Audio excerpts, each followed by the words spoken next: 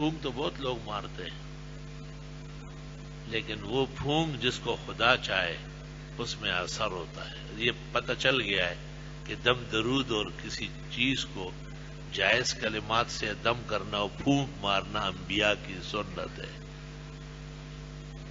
حافظ ابن قیم نے بدائع الفوائد میں لکھا ہے کہ ہمارے استاد شیخ الاسلام ابن تیمیہ تعویذ لکھنے میں تو احتیاط کرتے تھے، دم کرتے تھے. دم کر دیتا ہوں. سبحان اللہ. خالد بن ولید نے رسول اللہ صلی اللہ علیہ وسلم سے کہا ڈر لگتا ہے. زورور آدمی کو جب ڈر لگتا ہے وہ بہت زیادہ ہوتا ہے، کیونکہ زوروروں پر بھی زورور ہے. رسول اللہ صلی اللہ علیہ وسلم نے چند کلمات اس کو تلقین کیے. موطا مالک صفحہ 723 پر موجود ہے، اور مرتے دم تک خالد بن ولید کو پھر ڈر نہیں لگا. آپ کو ہر طرف سے شکایتیں آتی تھی کہ جنات تنگ کرتے ہیں، شور شرابہ مچا ہوا ہے. آپ نے جنات کے بڑوں کے نام ایک خط لکھا ہے اور ان کو کہا میں نبی برحق آیا ہوں، جن اور انس کا رسول ہوں، میری ہدایت اور میری اتباع فرض ہے. تم لوگ ایمان لے آؤ اور اطاعت کرو، اور مسلمانوں کو تنگ مت کرو. جنگلات میں نکلو، باہر پہاڑوں میں شرارتیں کرو. اس کو حرز ابی دجانہ کہتے ہیں، کیونکہ حضرت ابو دجانہ نے شکوہ کیا. اور یہ اتنا اکسیر ہے کہ اس کو کاغذ پہ لکھے ہو کسی ایسے شخص کو جس کو خوف و خطر ہو، لا علاج قسم کا 100% فائدہ ہو. ہم نے رسالہ الاقسام میں شائع کیا تو یار لوگوں نے رسالے سے کینچی سے کاٹا تھا. تو کسی نے کسی کو کہا نا کہ بزرگوں کا تبرک، تو اس نے کہا کسی اور کا کیا، بس آپ ہی کا یہ قمیض کاٹ دیتے.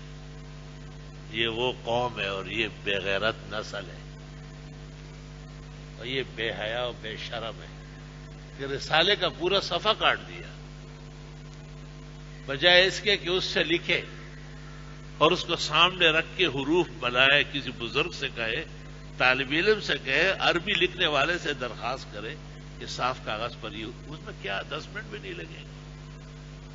تحریر کی توہین دے کے آپ کہ آپ انہیں کہے سورۃ یاسین پڑھے تو وہ قرآن شریف سے کینچی سے کاٹے. یہ جہنم جانے والا ہے نہیں. لعنتی لوگوں کو کہاں کسی چیز سے فائدہ ہو، ان پہ تو لعنت ہی برستی رہے.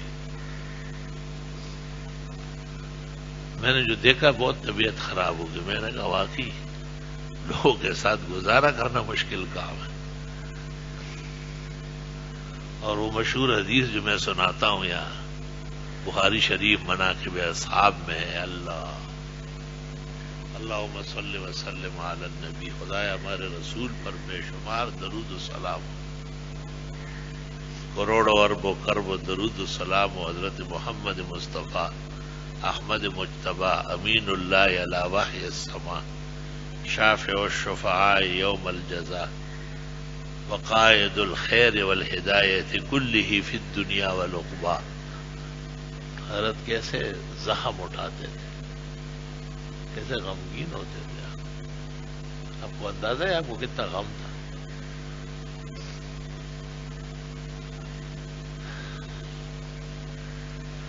آپ جب رات کو عبادت کرتے تھے، حدیث شریف میں ہے، اور آپ سجدے میں اللہ کو پکارتے تھے تو حضرت عائشہ کہتی ہے آپ کے جسم مبارک سے ایسی فریاد نکلتی تھی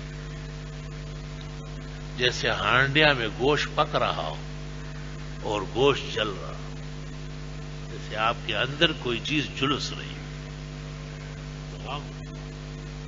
درد دل افسوس جگر، لہو عزیز ان کا عزیز المرجل.